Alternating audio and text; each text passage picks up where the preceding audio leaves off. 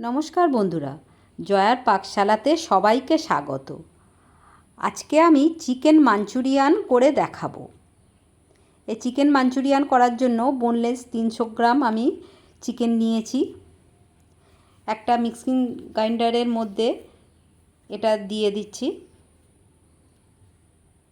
এটা একটু পেস্ট বানিয়ে নেব, একদম মিহি পেস্ট নয়, হালকা একটু গোটা থাকবে, এইভাবে পেস্ট বানিয়ে নিয়েছি। এটা পালসে ঘুরিয়ে এটা এভাবে পেস্ট বানিয়ে নিয়েছি। এর উপরে আমি বড় সাইজের একটা পেঁয়াজ ছোট ছোট করে কেটে দিলাম, কাঁচা পাকা লঙ্কা কুচিয়ে দিলাম, আদা রসুনের পেস্ট 1 টেবিল চামচ দিলাম, ধনিয়া পাতা 1 মুঠো দিলাম, চিলি ফ্লেক্স 1/2 চামচ দিলাম,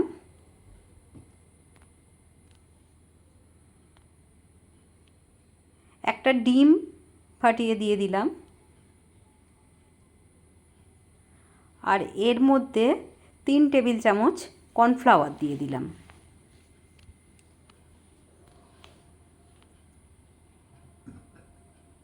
দিয়ে খুব ভালো করে মেখে নেব।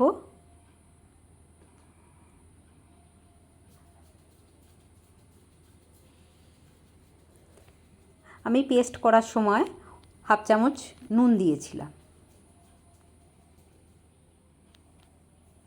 পেস্ট করে খুব ভালো করে মাখিয়ে নিয়ে এইভাবে বলের আকারে সবগুলো করে নেব।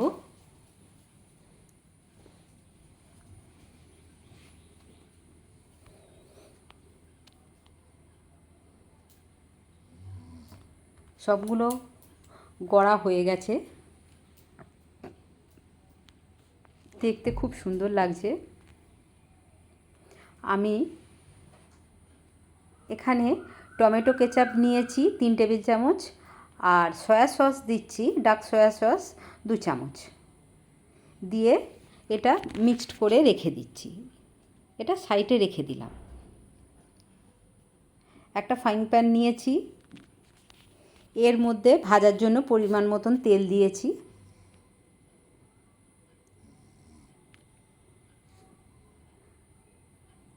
সব চিকেনের বলগুলো ভেজে নেব।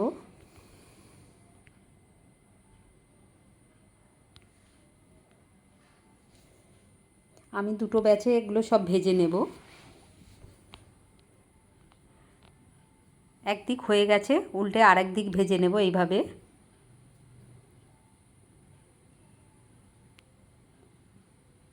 মিডিয়াম ফ্লেমে এটা ভাজতে হবে, না হলে ভিতরটা কাঁচা থেকে যেতে পারে।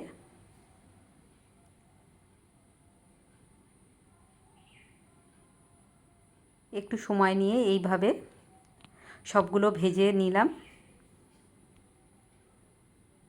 এগুলো একটা বোলের মধ্যে তুলে নিচ্ছি। আরও কিছুটা ছিল, সেটা আরও একবার ফ্রাইং প্যানে দিয়ে দিলাম। এটাও ওইভাবে সময় নিয়ে একটু লো ফ্লেমে দুদিকটা এইভাবে উল্টে দিয়ে ভেজে নিয়ে নেব।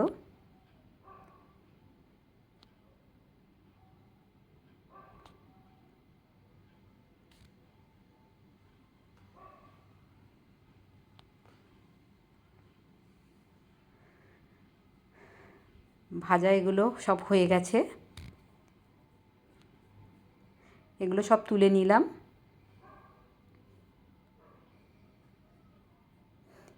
এইভাবে পকোড়া আকারে খেতেও খুব সুন্দর লাগে। আমি আবার ফ্রাইং প্যানে তেল দিলাম।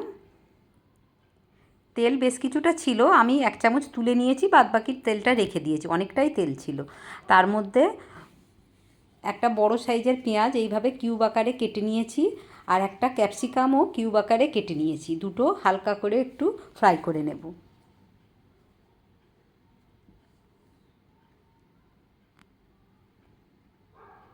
আদা রসুনের পেস্ট দিলাম এখানে 1 চামচ। এখানে আপনারা আদা রসুন কুচিয়েও দিতে পারেন, সেটাও খুব সুন্দর খেতে লাগে। আদা রসুনের কাঁচা গন্ধটা না যাওয়া পর্যন্ত একটু ভেজে নেব।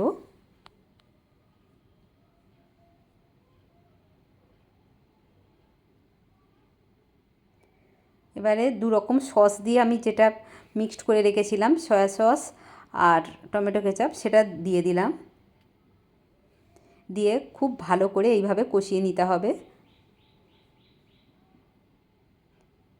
এই সময় মনে রাখতে হবে একদম মিডিয়াম ফ্লেমে এটা করতে হবে।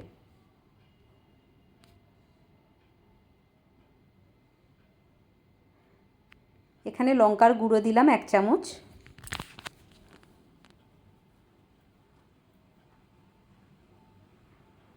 আমি এখানে কিছুটা ওই ধনিয়া পাতার যে ডাঁটা থাকে সেটা কিছুটা কেটে দিয়ে দিলাম।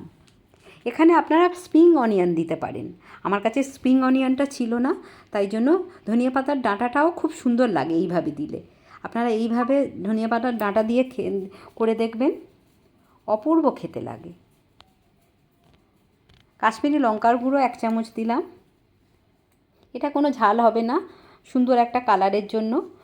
আমি একটা বোলের মধ্যে সামান্য একটু জল নিয়েছি, তাতে 1 চামচ কর্নফ্লাওয়ার দিয়ে ওটা গুলে পাশে রেখে দিলাম। এটা ফুটে গেছে, এর মধ্যে সমস্ত বল ভেজে রাখা চিকেনের বলগুলো দিয়ে দিলাম। এবারে কর্নফ্লাওয়ার গোলা জলটাও এর ওপরে দিয়ে দিলাম, দিয়ে আরও কিছুক্ষণ ফুটতে দেব, যাতে খুব সুন্দর চিকেনের বলগুলো কুক হয়ে যায়।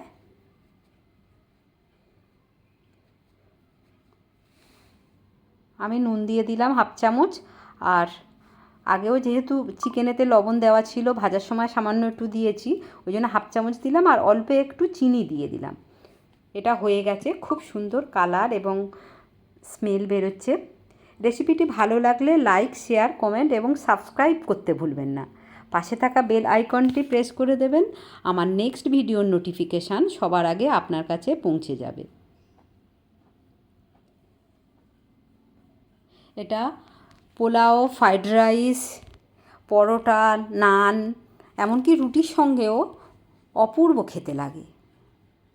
ছোট বড় সবাই প্রচণ্ড ভালোবেসে এই রান্নাটি করে দেবেন, খাবে। কেমন লাগলো অবশ্যই কমেন্ট বক্সে জানাবেন, আপনাদের কমেন্টের অপেক্ষায় রইলাম। আমি একটা প্লেটের মধ্যে এটা সার্ভ করে নিচ্ছি। উপর থেকে একটু ধনিয়া পাতার ডাঁটা আর একটা কাঁচা লঙ্কা ছোটো ছোটো করে কেটে আমি গার্নিশিং করে দিলাম। এটা খেতেও ভালো লাগবে,